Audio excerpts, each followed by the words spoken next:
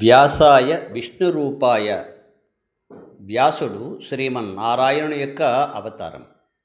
సర్వమానవాళికి గురువు వ్యాసుడే.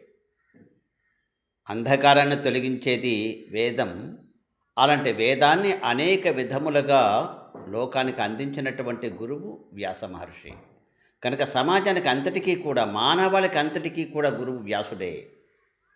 వ్యాసుని యొక్క, గురువు యొక్క అనుగ్రహం ఉంటేనే భగవద్ అనుగ్రహం లభిస్తుంది. వ్యాసుడు నారాయణుడే కనుక వ్యాసుని అనుగ్రహం ఉంటేనే భగవద్ అనుగ్రహం లభిస్తుంది. వేదము కూడా మనని అంగీకరిస్తుంది. కనుక మనం వైదికులం అనిపించుకోవాలి అంటే, భారతీయులం అనిపించుకోవాలంటే వ్యాసుడిని పూజించాలి. అదే మన సనాతన ధర్మం. గురు పూర్ణిమ నాడైనా కనీసం వ్యాసుడినే పూజించాలి. అంతేగాని గురు పూర్ణిమ నాడు మా ఇష్టమైనటువంటి ఎవరినో పూజిస్తాం, ఆయన గురువు ఈయన గురువు అనుకుంటే శ్రీరామనవమి నాడు మనం ఎవరినో పూజించినట్లుగా ఉంటుంది. అలా చేస్తామా? కనుక ఆలోచించండి. వ్యాస పూర్ణిమ నాడు వ్యాసుడినే పూజించాలి.